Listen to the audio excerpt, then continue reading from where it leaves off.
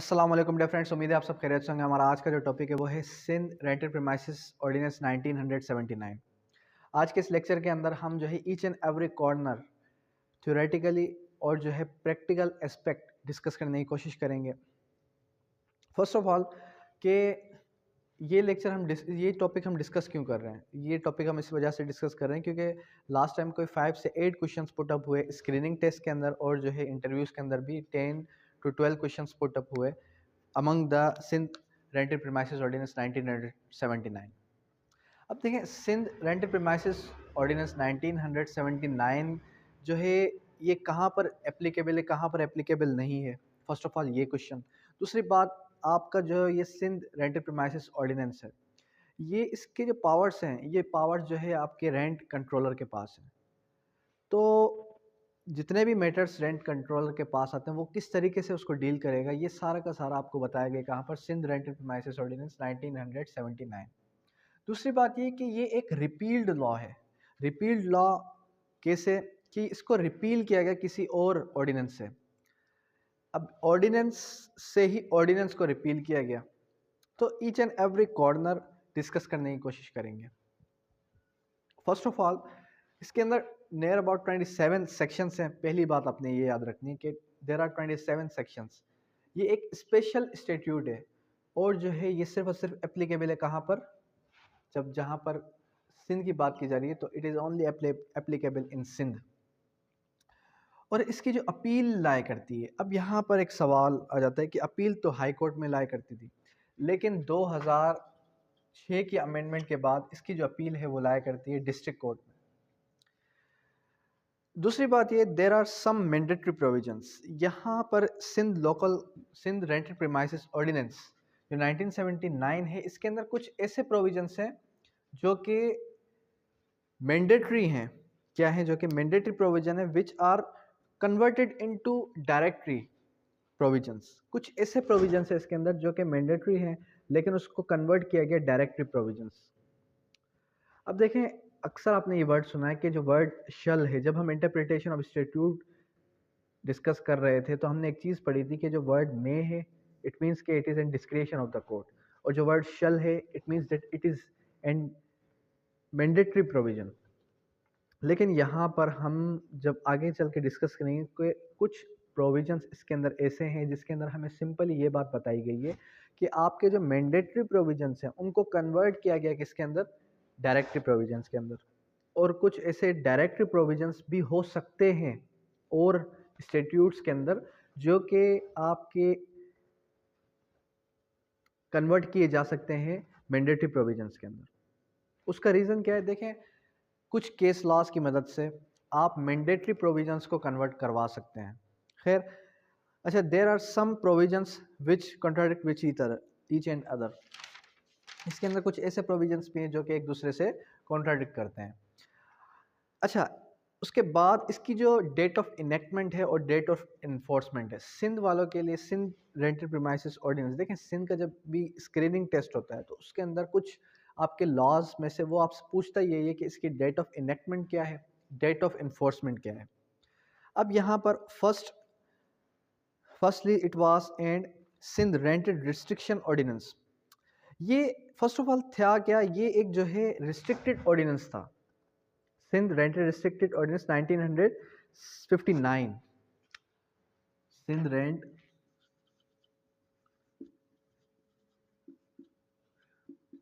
Restricted ordinance 1959। तो इस ordinance को कन्वर्ट किया गया किसके अंदर, सिंध रेंटेड प्रीमाइसेस ऑर्डिनेंस 1979, यानी कि 20 इयर्स का गैप।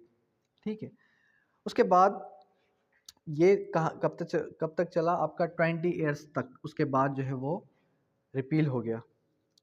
अब सेक्शन नंबर 2, अब सेक्शन नंबर 1 है तो जाहिर सी बात है इसकी डेट ऑफ एनफोर्समेंट और डेट ऑफ इनेक्टमेंट ये तो आपको एनी हाउ याद रखनी ही रखनी।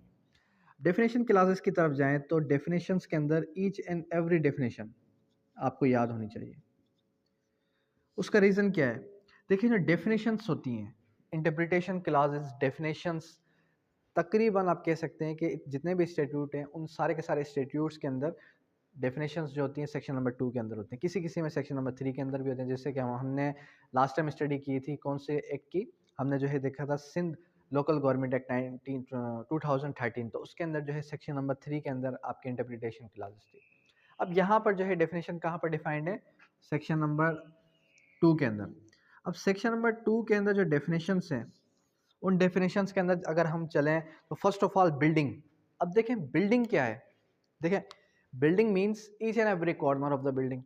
बिल्डिंग के अंदर आपका विरांडा आ गया, बिल्डिंग के अंदर आपका ओपन स्पेस आ गया, आउटर स्पेस आ गया, और जो है गैराज गार्डन सारी की सारी जगह आ गई बिल्डिंग। लेकिन यहाँ पर इसने कहा कि जो होटल है, होटल कभी भी बिल्डिंग के अंदर इंक्लूड नहीं करेगा। उसका क्या रीज़न, उसका रीज़न ये है कि जो होटल है उसको आप रेंट पर किस तरीके से देंगे। अगर आप रेंट पर दे भी देते हैं तो वो होटल जो है वो तो आप बिजनेस पर्पस के लिए यूज़ कर रहे हैं, तो उसका तो head of income he change हो जाएगा। अच्छा, उसके बाद है कंट्रोलर। कंट्रोलर मीन्स अ कंट्रोलर अपॉइंटेड अंडर सेक्शन 4। तो कंट्रोलर कौन होगा, जो आपका अपॉइंट किया जाएगा under section 4, and includes a person working as a controller immediately before coming into force this ordinance। it means कि जैसे ही ये ऑर्डिनेंस फोर्स में आया उसी टाइम से जो है कंट्रोलर को उसके पावर्स दे दिए गए, और वो जो है अपने पावर्स उसने यूज़ करना शुरू कर दिए। उसके बाद fair rent of any premises by the controller under this ordinance, and it is mentioned in section number 8। Section number 8 के अंदर बताया गया है कि फेयर रेंट कितना होगा। जब भी आप एक प्रॉपर्टी किसी को रेंट पर जो है देते हैं तो उस प्रॉपर्टी का फेयर रेंट कितना हो सकता है और कितना होना चाहिए, ये जो है डिफाइंड है सेक्शन नंबर 8 के अंदर। उसके बाद नेक्स्ट जो डेफिनेशन है वो है गवर्नमेंट। डेफिनेटली जब यहाँ पर बात की जा रही है सिंध की, तो यहाँ पर हम जो है किसको मेंशन करेंगे, गवर्नमेंट ऑफ सिंध को। उसके बाद है land. Land means any open space not being agricultural land, और जो है अटैच और agricultural apartment of any building. Land का मतलब क्या है कि कोई भी ऐसी लैंड जो कि ओपन स्पेस भी हो सकती है लेकिन वो एग्रीकल्चरल लैंड नहीं होगी। उसका रीज़न क्या है, क्योंकि एग्रीकल्चरल लैंड अगर आप जो है रेंट पर देते हैं तो वो लीज में चली जाएगी, वो किसी और जो है पर्पस के लिए यूज़ हो जाएगी। ये डील प्रॉपर्टीज़ आपकी बिल्डिंग्स से कर रहा है। उसके बाद landlord means any owner of the premises includes a person who is for a time being in authorise receive the rent. अब जो आपका लैंडलॉर्ड है, लैंडलॉर्ड जो actual owner of the property हो या फिर actual owner of the property किसी particular एक शख्स को अथोराइज करे कि आप जो है इस टाइम पर इस प्रॉपर्टी का रेंट रिसीव करें, तो वो भी ओनर में आ सकता है। उसके बाद जो नेक्स्ट डेफिनेशन है वो डेफिनेशन है आपकी पर्सनल यूज़। आगे चल के हम जो है ये चीज़ पढ़ेंगे कि अगर लैंडलॉर्ड चाहे तो वो टेनेंट से आपकी प्रॉपर्टी, टेनेंट से अपनी प्रॉपर्टी को जो है खाली करवा सकता है पर for the purpose personal use. अब देखिए पर्सनल यूज़ का मतलब क्या है। पर्सनल यूज़ का मतलब ये कि वो सिर्फ और सिर्फ खुद के ज़ाती मफाद के लिए वो जो है उस प्रॉपर्टी को यूज़ करे, अपनी वाइफ के लिए और अपने चिल्ड्रंस के लिए। अगर वो अपने भाई के लिए भी यूज़ करता है तो वो जो है पर्सनल यूज़ के अंदर नहीं आएगा।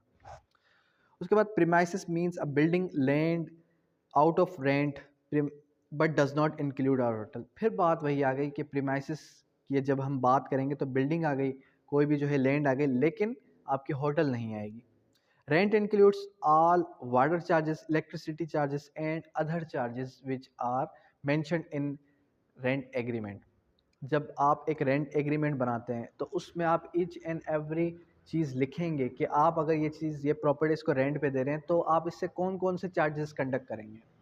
तो इसके अंदर वाटर चार्जेस भी आ गए, इसके अंदर गैस चार्जेस भी आ गए, इसके अंदर जो है आपके जितने भी इलेक्ट्रिसिटी चार्जेस वगैरह वो सारे के सारे भी आ गए, और जो है आपका रेंट भी आ गया। टेनेंट कौन होता है, टेनेंट आपका किराएदार। उसके बाद है urban use. Urban area means any area with in the jurisdiction of town committee, जो विद इन द एरिया। देखें जो अर्बन एरिया है ना, वो अर्बन एरिया आपका वो एरिया जो कि टाउन कमेटी की जुरिस्डिक्शन में फॉल करे। There must be agreement between the landlord and tenant. अब देखें जो आपका एग्रीमेंट होगा वो एग्रीमेंट कौन से सेक्शन के तहत होगा, वो एग्रीमेंट आपका होगा between the tenant and landlord according to section number 5 of Sindh Rental Premises Ordinance, whereby the landlord any premises tenant shall be in writing an agreement not compulsory registerable. अब देखें compulsory not compulsory रजिस्टरेबल document, आपने अक्सर देखा होगा कि जितने भी rent के मामला होते हैं अक्सर अमूमन क्या होता है कि 11 मंथ्स के होते हैं, उसके टाइम ड्यूरेशन क्या होते हैं 11 मंथ्स। अब वो रजिस्ट्रेशन करवाने से बचने के लिए जो उसके टैक्स वगैरह हैं, जो उसके रजिस्ट्रेशन फीस है, उस रजिस्ट्रेशन फीस को बचने के लिए वो क्या करते हैं 11 मंथ्स का जो है आपका रेंट एग्रीमेंट करते हैं। और जो है उसको क्या होना चाहिए, उसको अटेस्ट होना चाहिए, साइन होना चाहिए, सील्ड होना चाहिए रेंट कंट्रोलर से, अगर वो 12 मंथ का करवा लेते हैं तो। उसके बाद section number 5, it is in directory provision not mandatory irrespective it shall be nullify the legislature. देखें ये जो सेक्शन नंबर 5 का प्रोविजन है ये क्या है, ये एक जो है आपकी डायरेक्टरी प्रोविजन है, नॉट मैंडेटरी। अब मैंडेटरी क्यों नहीं है, उसका रीज़न क्या है, उसका रीज़न ये कि अक्सर एग्रीमेंट हमने देखा है कि अक्सर एग्रीमेंट जो है वो ओरल एग्रीमेंट्स भी होते हैं, लैंडलॉर्ड और टेनेंट के दरमियान रिटर्न की बजाय ओरल एग्रीमेंट्स भी तो होते हैं। तो इस वजह से ये एक डायरेक्टरी प्रोविजन में कन्वर्ट की गई, मैंडेटरी में थी लेकिन जो है कन्वर्ट कर दी गई किसमें, डायरेक्टरी प्रोविजन में। उसके बाद जो टेन्योर ऑफ टेनेंसी ओमिटेड है, उसके बाद section number 7, higher rent not chargeable. Section number 7 किस चीज के बारे में बात करता है, higher rent not chargeable. Section number 7 हमें सिंपली इतना बताता है कि जो हायर रेंट है, the landlord shall charge or received rent irrespective any premises at the rate higher than the mutually agreed upon the parties. जो आपका लैंडलॉर्ड और टेनेंट है उसके दरमियान जो एग्रीमेंट फिक्स किया जाएगा वो उतना ही रेंट वसूल करेगा, उससे ज़्यादा वो वसूल नहीं कर सकता, ठीक है। और वो फेयर रेंट, अब ये जो फेयर रेंट है, अब ये फेयर रेंट कौन देखेगा, ये जो है कंट्रोलर देखेगा कि फेयर रेंट कितना होना चाहिए। उसके बाद सेक्शन नंबर 8 की तरफ जाते हैं, फेयर रेंट।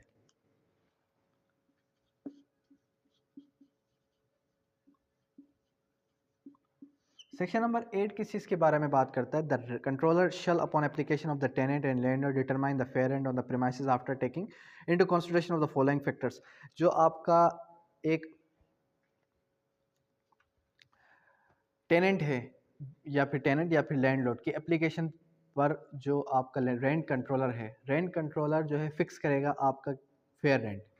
अब वो फेयर रेंट जो डिटरमाइन करेगा वो फॉलोइंग कंडीशंस पर करेगा। फर्स्ट ऑफ ऑल वो ये देखेगा कि जगह की सूरत हाल कैसी है, वो जगह फर्निश है, वेली फर्निश है या नहीं। फिर उसके बाद वो लोकेलिटी को देखेगा कि उस लोकेलिटी में कितना रेंट चल रहा है। फिर वो ये देखेगा कि इसके ऊपर टैक्स लिवाइड कितने हैं, इसके ऊपर टैक्सेस पे कितने हो चुके हैं और इसके ऊपर टैक्स एप्लीकेबल कितने हैं। उसके बाद आ जाते हैं हम सेक्शन नंबर 9 की तरफ, limit of fair rent. Fair rent की लिमिट कितनी होगी, लिमिट ऑफ फेयर रेंट, कि ये जो फेयर रेंट है इसकी लिमिट कितनी हो सकती है। When fair rent is fixed, जब फेयर रेंट फिक्स किया जाए by the court, it shall not be increased unless 3 years. इसके लिए जो पॉइंट आपने याद रखनी है कि 3 साल से पहले पहले इसको इंक्रीज नहीं किया जा सकता। अगर आपका रेंट कंट्रोलर एक जो है रेंट को फिक्स कर देता है, फेयर रेंट कर देता है, और अगर 3 इयर्स के बाद भी अगर ये इंक्रीज की जाएगी तो ये जो है 10% से अबव नहीं की जा सकती। आपने अक्सर देखा होगा कि 11 महीने का एग्रीमेंट होता है और उस एग्रीमेंट के अंदर ये बात लिखी होती है कि हर 11 महीने के बाद जब भी हम एग्रीमेंट को रिन्यू करवाएंगे तो हम 10% जो है आपका रेंट को इंक्रीज करेंगे। उसके बाद क्या है, उसके बाद है payment of rent. The rent shall in the absence of any date behalf of the mutual agreement between the landlord and the tenant paid not later than. देखें ये जो आपकी पेमेंट ऑफ रेंट है,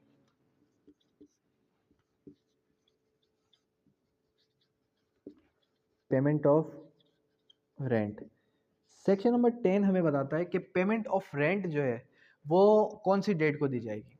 रेंट की जो payment है वो आप लैंडलॉर्ड को देंगे उस डेट पर जिस डेट पर आपने जो है एक अपना एग्रीमेंट पर जो डेट लिखी हुई है, 5 होती है, 6 होती है, 7 होती है।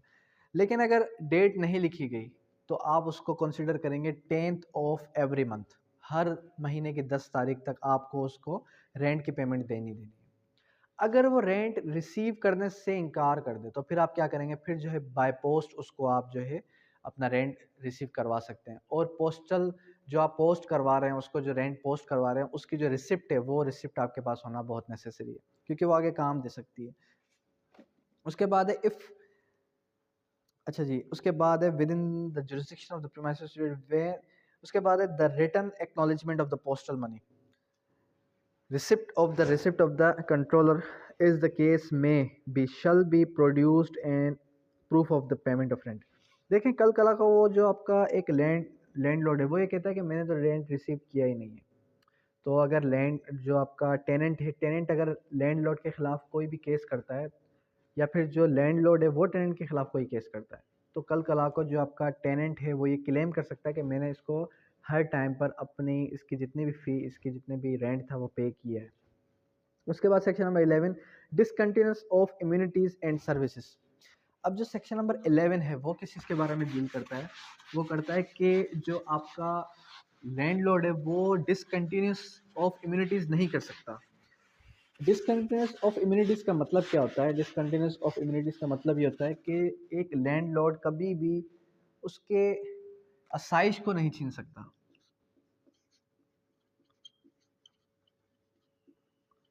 डिसकंटिन्यूस ऑफ इम्यूनिटीज़, एक जो लैंडलॉर्ड है वो कभी भी अपने टेनेंट की जो ज़ाती आसाइश है उनको छीन नहीं सकता। जो बेसिक नीड्स हैं, बेसिक नीड्स उनको नहीं छीन सकता। अब बेसिक नीड्स कौन कौन सी हैं? एक है आपका वाटर सप्लाई, दूसरा आ जाता है आपका वाटर सप्लाई के बाद इलेक्ट्रिसिटी, गैस,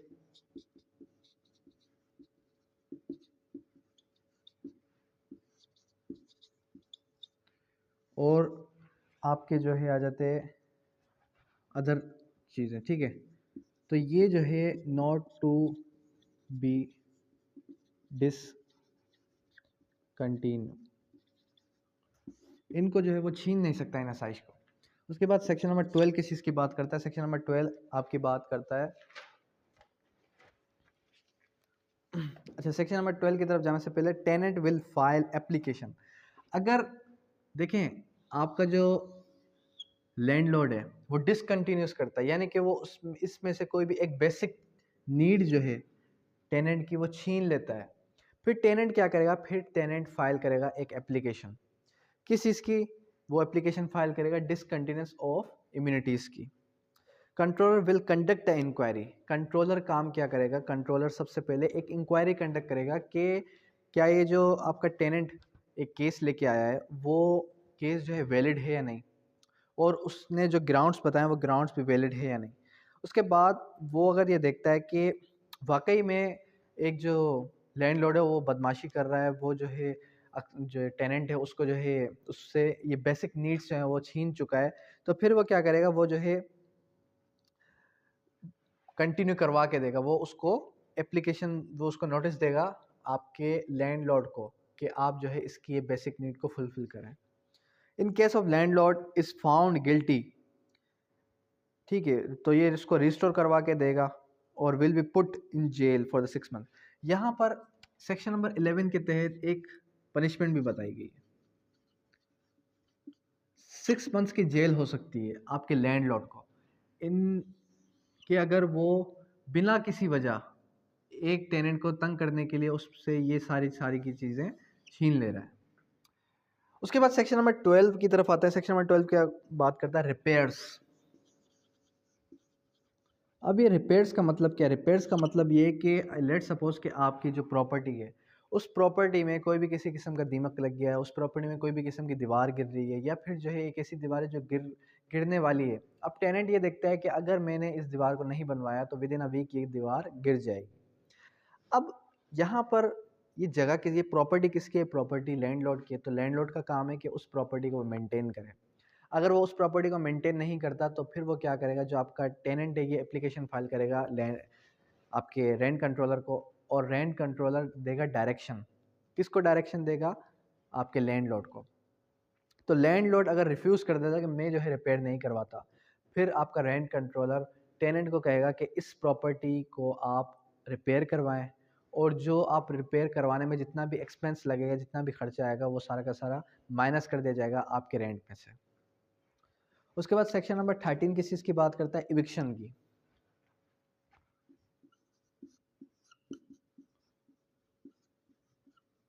अब ये इविक्शन, एक लैंडलॉर्ड किन किन सूरतों में अपने टेनेंट को इविक्ट करवा सकता है, उसको जो है बेदखल करवा सकता है।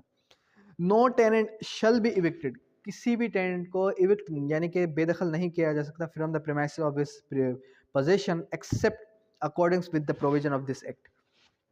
It is N mandatory provision. देखें, एक टेनेंट को आप बिला वजह तो उसको निकाल नहीं सकते। आप एक टेनेंट को उसकी मर्जी के बिना, उसकी कंसेंट के बिना, उसको जो है नोटिस दिए बिना उसको निकाल नहीं सकते। अगर निकालना चाहें भी तो उसके कुछ वैलिड ग्राउंड्स बताए गए हैं इस एक्ट के अंदर। इस एक्ट के अलावा आप किसी और रेमेडी को इख्तियार करके, किसी और रेमेडी की जो है बिना पर उसको इविक्ट नहीं करवा सकते। Delivery of weekend position, it is summary provision and it's appeal is also summary. अब देखें, यहाँ पर जो लैंडलॉर्ड है उस लैंडलॉर्ड को प्रोटेक्ट किया गया है, लॉ ने उसको प्रोटेक्ट किया गया है। अब वो लॉ ने उसको प्रोटेक्ट इस वजह से किया है that how delivery of the tenant premises is made over the landlord by the tenant. तो टेनेंट को वो इविक्ट करवाने के लिए कुछ जो है इख्तियार यूज़ कर सकता है। वो ये कह सकता है कि मैं जो है एक विडो हूँ। पहला इविक्शन का पहला ग्राउंड क्या है? कि विडो हो जाना। उसके बाद है माइनर हो जाना, ऑर्फन हो जाना, those both parents are dead, या फिर वो ऑर्फन हो जाए कि उसके दोनों पेरेंट्स डेड हो चुके हैं। उसके बाद एक और ग्राउंड यहाँ पर है कि सैलरी एम्प्लॉय है जो कि रिटायर होने वाला है विद इन 6 मंथ, या फिर जो है रिटायर हो चुका है। A person who has attend the age of 60 years, या फिर कोई ऐसा शख्स जो कि 60 साल की एज में पहुंच चुका है। ये एक वैलिड रीज़न है। उसके बाद मे by a notice inform the tenant. अब यहाँ पर ये सारे ग्राउंड्स में से कोई भी एक ग्राउंड होने के बावजूद भी वो एक नोटिस देगा अपने टेनेंट को। नोटिस किस चीज़ का देगा? नोटिस वो इस चीज़ का देगा कि आप जो है इस जगह को जितनी जल्दी हो सके उतनी जल्दी खाली करें। अब वो टाइम ड्यूरेशन कितना है? तो मिनिमम वो उसको 2 मंथ्स का टाइम देगा कि आप 2 महीने के अंदर इस जगह को खाली करें। उसके बाद एक और चीज़, by the notice 2 months time not given tenant to evict.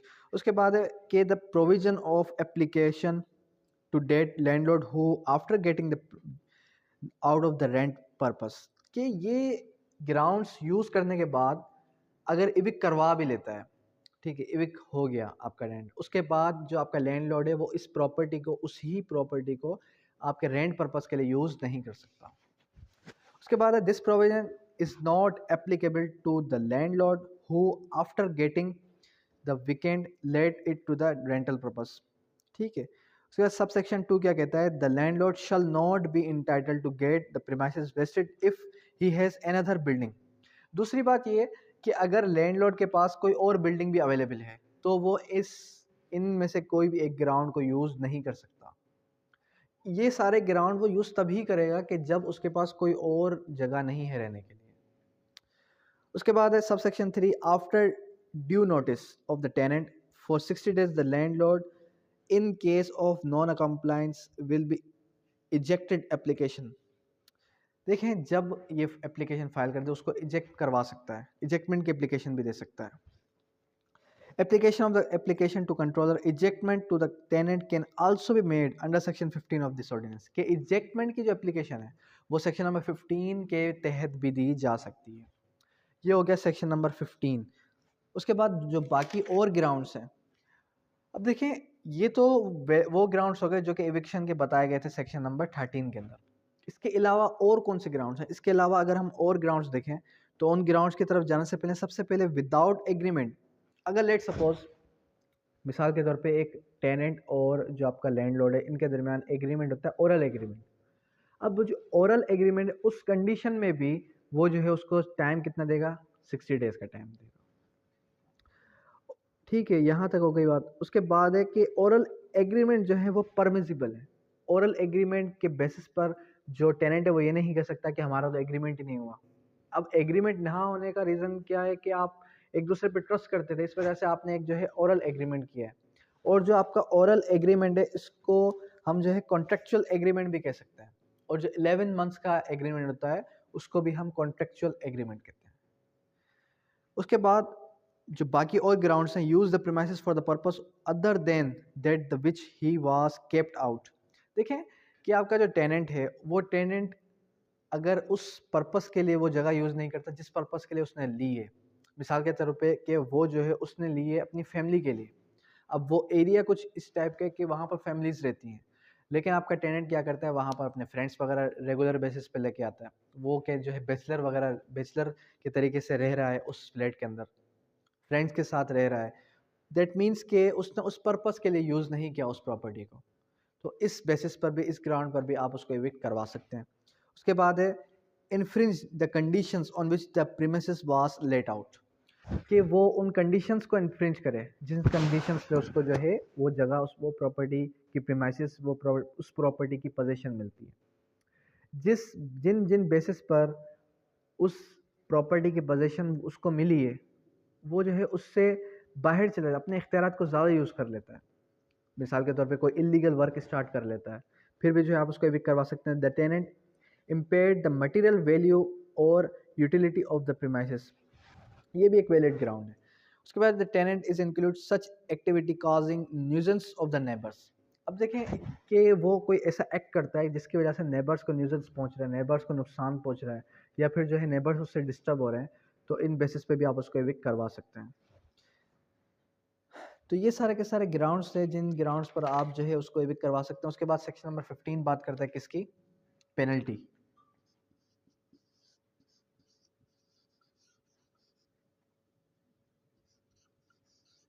अब सेक्शन नंबर 15 किस चीज़ के बारे में बात कर रहा है? सेक्शन नंबर 15 हमें बात कर रहा है कि penalty for the use of premises other than personal use. मिसाल के तौर पे कि सेक्शन नंबर 13 के तहत उसको आपने इविक्ट करवा लिया। इविक्ट करवाने के बाद आप जो है वो उस प्रॉपर्टी की पोजीशन लेते हैं पर्सनल यूज़ के लिए, और पर्सनल यूज़ आप उसको नहीं करते। फिर अब आ जाता है टेनेंट का इख्तियार कि टेनेंट जो है वो पेनल्टी ले सकता है किससे, आपके लैंडलॉर्ड से, through rent controller. When the landlord has obtained the possession under section 14 and class 7 of the 15, relate the premises of any other person other than the previous tenant and puts it into the other than the personal use within 1 year, such possession he shall be punished with fine and not exceeding 1 year rent of the building of the premises। अगर वो ऐसा करता है कि मिसाल के तौर पे उसने प्रॉपर्टी रेंट पे दे दी मिस्टर सी को, जबकि उसको प्रीवियस जो उसका टेनेंट था वो ए था। अब जब उसने मिस्टर सी को जो प्रॉपर्टी दे दी, उस प्रॉपर्टी को रेंट आउट करने के बाद विद इन 1 ईयर, टाइम कितना है 1 ईयर, 1 साल के अंदर अंदर, 1 साल के बाद तो दे सकता है, 1 साल के अंदर अंदर अगर उसने मिस्टर सी को प्रॉपर्टी रेंट पे दे दी, उसके बाद वो क्या करेगा, उसके बाद जो है वो फाइन अदा करेगा। फाइन कितनी होगी, नॉट एक्सीडिंग 1 ईयर, यानी कि वो 1 साल का किराया जो है मिस्टर ए को देगा। अब वो 1 साल का जो किराया वो कितना बनता है, तो वो जो है वो फाइन उसकी पेनल्टी उसको लगेगी। उसके बाद सेक्शन नंबर 16 किस चीज़ की बात करता है, एरियर्स ऑफ द रेंट।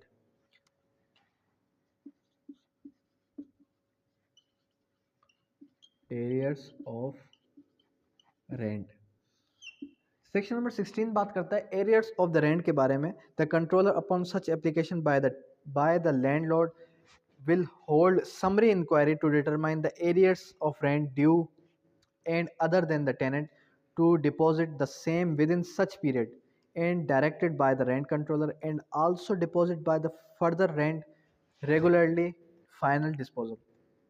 देखें कि जो एरियर्स यानी कि बकायजात रहते हैं रेंट के, तो वो बकायजात देखे जाएंगे सेक्शन नंबर 16 के तहत। अब इसकी अगर वो जो है आपका लैंडलॉर्ड एप्लीकेशन फाइल करता है टेनेंट के खिलाफ, तो वो देखी जाएगी सेक्शन नंबर 16 के तहत। ठीक है, तो वो जो है उसकी जो टाइम लिमिटेशन है, इसकी टाइम लिमिटेशन कितनी है, इसकी टाइम लिमिटेशन है 3 ईयर्स।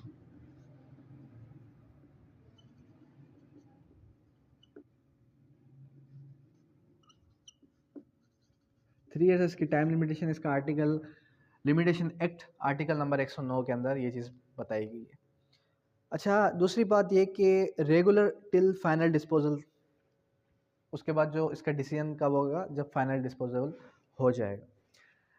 अब यहाँ पर देखें रेंट कंट्रोलर्स के जितने भी मामला हैं, अगर देखा जाए प्रैक्टिकली, तो अगर प्रैक्टिकली हम देखें कि रेंट कंट्रोलर्स के इख्तियार सीनियर सिविल जज को दिए गए, लेकिन जो आपका एक सिटी है टंडो आज़म, अब वो टंडो आज़म आता है डिस्ट्रिक्ट सांगड़ की जुरिस्डिक्शन में, तो सिर्फ और सिर्फ वहाँ पर आपको रेंट कंट्रोलर सेपरेट मिलेगा। उसका रीज़न क्या है, क्योंकि टंडो आज़म के अंदर ज़्यादा मैटर्स आते हैं रेंट के रिलेटेड। उसके बाद there is no limitation for rent matters and because limitation act.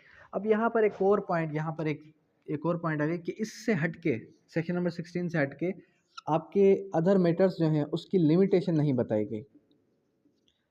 अब जब लिमिटेशन नहीं बताएगी तो हम क्या करेंगे, लिमिटेशन क्यों नहीं बताएगी, उसका बेसिक रीज़न ये है कि जो लिमिटेशन एक्ट है, ये लिमिटेशन एक्ट कब आया 1908 के अंदर, और सिन लैंड प्रीमाइसेस कब आया 1979 के अंदर।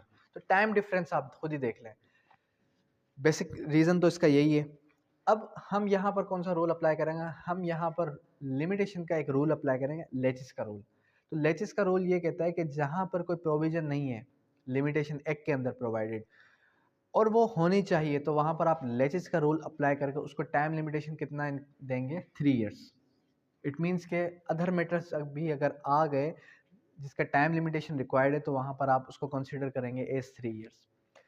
उसके बाद सेक्शन नंबर 17, अच्छा सेक्शन नंबर 16 के अंदर है, it is an summary inquiry, the defence of the tenant shall be struck off and the landlord shall be put in the possession within the period directed by the rent controller।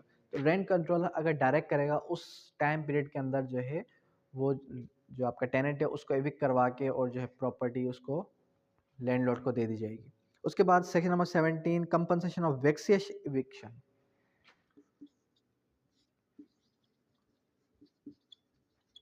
Compensation of vexatious eviction. देखें section number 17 किस चीज़ के बारे में बात कर रहा है, section number 17 simply बात कर रहा है कि अगर वेक्सियस इविक्शन की जाती है, यानी कि बिला वजह उसको निकलवा दिया जाता है, तो फिर कंपनसेशन दी जाएगी। Where it is found that landlord has filed vexatious rent application without any jurisdiction, he will be dubbed with compensation by the rent controller not exceeding 10 months monthly rent। तो उसकी जो कंपनसेशन होगी वो कितनी होगी, जितना भी उसका रेंट है उसका 10 मंथ्स का रेंट, तो 10 मंथ्स का रेंट जो है वो पे करेगा। कौन पे करेगा, लैंडलॉर्ड पे करेगा। ठीक हो गया। उसके बाद section number 18, notice as to change in ownership. Section number 18 क्या कह रहा है, notice as to change in ownership. जब आपका एक लैंडलॉर्ड ओनरशिप यानी कि प्रॉपर्टी को ही किसी और को दे रहा है, प्रॉपर्टी सेल आउट कर रहा है, तो प्रॉपर्टी जब वो सेल आउट करेगा तो जो न्यू ओनर है उसको इंट्रोड्यूस करवाएगा कि आज से आपका ये न्यू ओनर है और मैं जो है इस प्रॉपर्टी को इसको सेल आउट कर रहा हूँ, आज के बाद जितना भी आप रेंट देंगे इसको देंगे। तो सेक्शन नंबर 18 के तहत वो उसको नोटिस देगा टेनेंट को। उसके बाद सेक्शन नंबर 19 क्या कहता है, procedure adopted by the rent controller, कि कौन सा प्रोसीजर एडॉप्ट किया जाएगा रेंट कंट्रोलर की तरफ। सेक्शन नंबर 19 ने सिंपली हमें ये कहा, where an application for ejectment other than the application under section 14 is made, the controller he shall unless the application is dismissed, जब तक application dismiss ना हो जाए, तो जब तक application dismiss ना हो जाए summarily for reasons so recorded, तो वो सबसे पहले जो है आपका रेंट कंट्रोलर रीजंस रिकॉर्ड करेगा, उसके बाद इशू करेगा नोटिस अपोनेंट को कि वो फाइल करे रिटर्न रिप्लाई। अब यहाँ पर रिटर्न रिप्लाई क्यों, क्योंकि ये एक समरी प्रोसीजर है, ये एक जो है रेगुलर प्रोसीजर नहीं है, और वो जो है फाइल करेगा return reply with in 15 days. कितने दिन के अंदर, 15 डेज के अंदर, विद इन 15 डेज वो जो है आपकी रिटर्न रिप्लाई फाइल करेगा। उसके बाद है in failure of return reply the opponent shall be proceeded ex parte, तो एक्स पार्टी आपकी डिक्री पास हो जाएगी। Who has no power to order. उसके बाद after written reply the rent controller will record evidence. अगर rent controller के पास written reply आ जाता है तो फिर जो है वो एविडेंस रिकॉर्ड करेगा। After date evidence so opponent and his witness shall be recorded. तो फिर उसके बाद विटनेस रिकॉर्ड किए जाएंगे। विटनेस रिकॉर्ड करने के बाद क्या होगा, evidence shall be led by the both parties, के दोनों को जो है एविडेंस रिकॉर्ड करने का मौका दिया जाएगा और क्रॉस करने का मौका दिया जाएगा। The rent controller will frame the points for determination and shall record the findings of each point issue separately. कि फिर वो जो है इश्यूज फ्रेम करेगा। फिर जो है वो क्या करेगा, वो जो है फ्रेमिंग ऑफ इशू करेगा। उसके बाद सेक्शन नंबर 20। अब सेक्शन नंबर 20 किस चीज़ के बारे में बात कर रहा है, पावर ऑफ सिविल कोर्ट। कि सिविल कोर्ट के पास क्या क्या पावर्स हैं। अब सिविल कोर्ट के पास वैसे देखा जाए तो बहुत ज़्यादा पावर्स हैं, लेकिन यहाँ पर हम अगर सिंध रेंटेड प्रीमाइसेस की बात कर रहे हैं तो ये रिलेट करेगी किस चीज़ से बात, या आपकी बात रिलेट करेगी सिंध रेंटेड प्रीमाइसेस ऑर्डिनेंस 1979 से।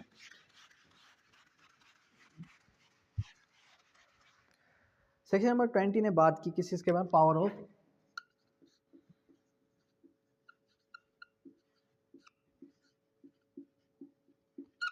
Civil court. कि सिविल कोर्ट के पास क्या क्या इख्तियार आते हैं। ये कह रहा है the rent controller as well as appellate court shall have power of civil court. कि जो रेंट कंट्रोलर है उसके पास और अपीलेट कोर्ट के पास सिविल कोर्ट के इख्तियार हैं। उसके बाद है वो समनिंग कर सकता है, enforcing the attendance of any person and examine him on auth. के एग्जामाइन ऑन ऑथ करना, समनिंग करना, ये भी तो सिविल कोर्ट के पावर्स हैं। तो यहाँ पर रेंट कंट्रोलर के पास ये सारे के सारे पावर्स दे दिए गए। Compelling production and discovery of the documents, ये भी सीपीसी ने जो है प्रोवाइड किए थे हमें, आपके सिविल कोर्ट के पास ये इख्तियार थे। उसके बाद inspection of the site, inspection of the site भी किसके पास पावर, सेम वर्डिंग है, यही सेम वर्डिंग आपको मिलेगी किसके अंदर, यही सेम टू सेम बेरक वर्डिंग आपको सीपीसी के अंदर मिलेगी। इशू कमीशन, कमीशन इश्यूज कब होते हैं, सेक्शन नंबर 75 ने हम पढ़ के आ चुके हैं। उसके बाद सेक्शन नंबर 21 किस चीज़ के बारे में बात करता है, अपील के बारे में। एनी पार्टी अग्रीव, जो भी अग्रीव पार्टी होगी वो अपील फाइल करेगी। Not interim order, interim order, अभी इंटरिम ऑर्डर क्या होता है, जो कि टेम्परेरी ऑर्डर होता है नेक्स्ट हेयरिंग तक के लिए, made by the rent controller with in 30 days. तो जो आपकी अपील है 21 के तहत जो आप अपील फाइल करेंगे उसका टाइम लिमिट कितना है, उसका टाइम लिमिट है 30 डेज। कि 30 डेज के अंदर अंदर 30 दिनों के अंदर आप जो है अपील फाइल कर सकते हैं। अब ये जो अपील है ये पहले फाइल होती थी कहाँ पर, हाई कोर्ट में, लेकिन अब 2006 की अमेंडमेंट के बाद ये कहाँ पर फाइल होने लगी, डिस्ट्रिक्ट कोर्ट में।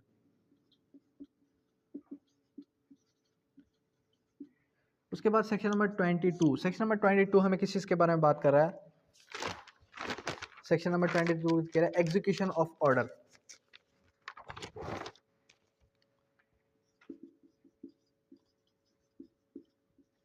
एग्जीक्यूशन ऑफ ऑर्डर, जो ऑर्डर आपका रेंट कंट्रोलर पास करेगा उसकी एग्जीक्यूशन। हेयर रेंट कंट्रोलर के, यहाँ पर जो रेंट कंट्रोलर्स के पावर्स हैं वो सेम टू सेम सीपीसी के पावर्स हैं, same to same civil court के पावर्स हैं। वो कौन कौन से पावर्स हैं, find order pass by the rent controller shall be executed by him and all questions arising between the parties at the time of execution. At the time of execution जो भी question raise होंगे तो वो separately नहीं किए जाएंगे, वो इसी केस के अंदर किए जाएंगे। अब अगर हम सेक्शन नंबर 47 ऑफ सीपीसी पढ़ें, वहाँ पर भी यही बात की गई थी, लेकिन वो बात कर रहा था किसकी, स्पेसिफिक आपके सिविल मैटर्स की। यहाँ पर बात हो रही है किसकी, आपके रेंट के मामला की। उसके बाद discharge and satisfaction of the order shall be determined by the controller and not the separate suit. तो यहाँ पर वो सेपरेट सूट फाइल नहीं करेगा, वो इन द सेम सूट, इसी सूट के अंदर आपके जो भी एग्जीक्यूशन के क्वेश्चंस होंगे वो जो है एक दूसरे से कर सकते हैं। उसके बाद है पावर ऑफ रेंट कंट्रोलर। अब देखें रेंट कंट्रोलर के अगर हम पावर्स की बात करें कि रेंट कंट्रोलर क्या क्या कर सकता है, तो रेंट कंट्रोलर जो है आपका arrest warrant, sorry writ of possession issue कर सकता है। उसके बाद रेंट कंट्रोलर अटैचमेंट इशू कर सकता है, और जो है ब्रेकिंग, अगर कोई लॉ को ब्रेक करता है तो उसको जो है वो इशू कर सकता है। रेंट कंट्रोलर पुलिस रेड के लिए भी इशू कर सकता है, और जो है इविक्शन के लिए भी इशू कर सकता है। उसके बाद सेक्शन नंबर 23 ने बात की जुडिशियल प्रोसीडिंग। अब सेक्शन नंबर 23 किस चीज़ के बारे में बात कर रहा है, जुडिशियल प्रोसीडिंग के बारे में। जुडिशियल प्रोसीडिंग के अंदर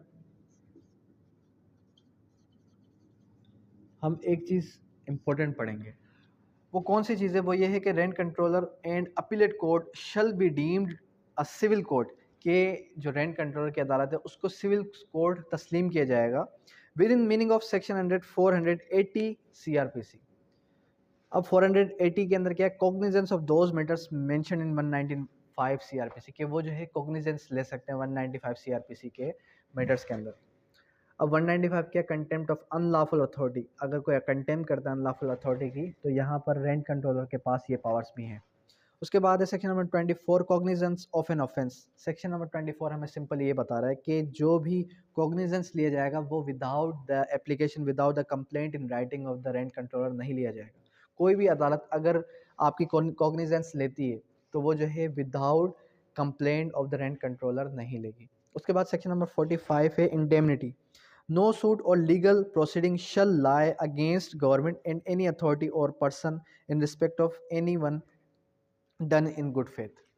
सेक्शन नंबर 25 क्या बात कर रहा है? इंडेमनीफाई की, कि कोई भी सूट आप जो है गवर्नमेंट के अगेंस्ट नहीं करेंगे या फिर किसी ऐसे शख्स के खिलाफ नहीं करेंगे जो कि गुड फेथ में कोई काम करता है। उसके बाद सेक्शन नंबर 26 रूल्स, कि देखें जो सिंध रेंटल प्रीमाइसेस ऑर्डिनेंस 1979 है, इसके रूल्स नहीं है, लेकिन अगर गवर्नमेंट ऑफ सिंध चाहे तो इसके रूल्स बना भी सकते हो, उसके पास ये इख्तियारात दिए गए हैं। उसके बाद सेक्शन नंबर लास्ट सेक्शन जो है वो है सेक्शन नंबर 27 रिपील।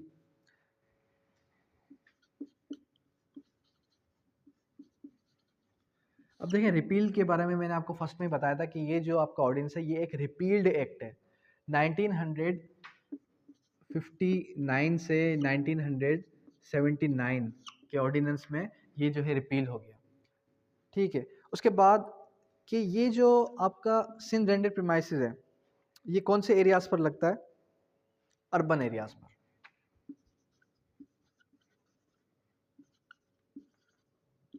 इसकी अगर एप्लीकेबिलिटी की बात की जाए, वो आपसे सवाल में इंटरव्यू के अंदर या फिर जो है आपके स्क्रीनिंग टेस्ट के अंदर सब क्वेश्चन रेज ये होता है कि डिफाइन कि ये इसकी एप्लीकेबिलिटी कहाँ पर है, तो सिर्फ और सिर्फ अर्बन एरियाज पर ये एप्लीकेबल है। अब ये जो रूरल एरियाज हैं,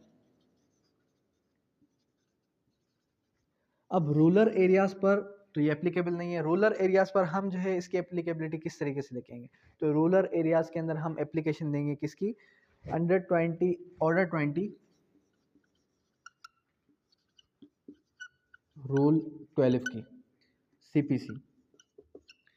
अगर रूरल एरियाज के अंदर कोई भी रेंट का मैटर आ जाता है तो वहाँ पर हम एप्लीकेशन देंगे किसकी? Order 20 rule 12 CPC। तो आज के इस लेक्चर के अंदर हमने क्या चीज़ समझी? हमने सिंपल ये समझा कि सिंध रेंटेड प्रीमाइसेस ऑर्डिनेंस कहाँ कहाँ पर एप्लीकेबल है, इसकी एप्लीकेबिलिटी कहाँ पर है, और each and every corner of every section हमने आज डिस्कस किया। होपफुली आपको समझ में आ चुका होगा आज का लेक्चर। अगर इससे रिलेटेड कोई भी क्वेश्चन है तो आप कर सकते हैं। Thank you, that's all.